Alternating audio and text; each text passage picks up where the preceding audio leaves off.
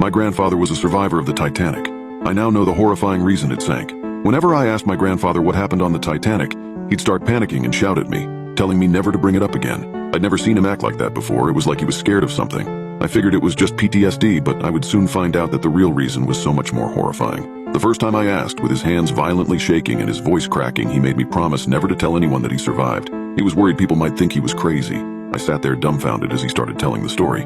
I was only 7 years old when I climbed on board the Titanic. It seemed so gigantic compared to me, and I was struck by how beautiful everything looked. It was one of the happiest moments in my life, as I had never felt such exhilaration. Despite how happy I was, however, deep down I couldn't lose this feeling that something about the Titanic was horribly wrong. The second day is when things started to go wrong. I began to notice some strange behavior from some of the other passengers on board the Titanic.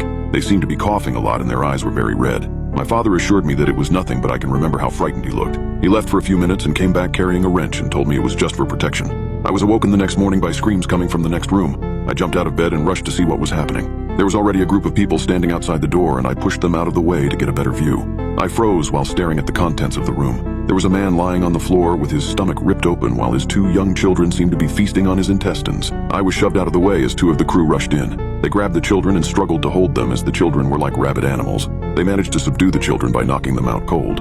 We were ushered back to our rooms so that they could clean up the mess.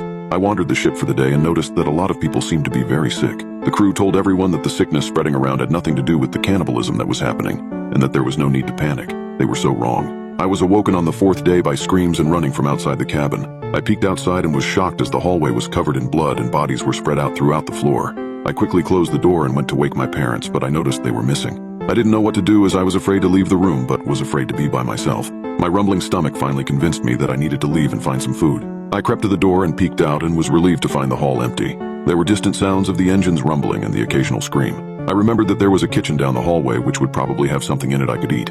It took an eternity for me to move down the corridor, as I was trying to avoid stepping in blood or blood-stained clothes. I reached the kitchen and almost puked while gazing at the corpses inside. They looked like someone had stabbed them hundreds of times. They appeared to be a mixture of crew members and passengers. I grabbed any food that was close at hand and fled. I quickly ate the food that I had acquired and began to search the ship. I kept coming across more corpses along each corridor. Many of them looked like they had their stomachs ripped open. It was beginning to get dark, and I was starting to get worried that everyone else on board was dead.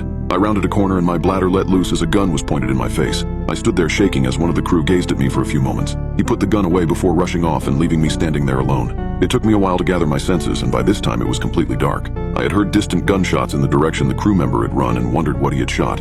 I was thrown to my feet as a deafening crash rocked the ship. I ran to the side and gazed out at an enormous lump of ice which we must have crashed into. Lumps of ice began to crash down beside me, and I had to move away to avoid being hit. I watched the piece of ice disappear off into the distance and wondered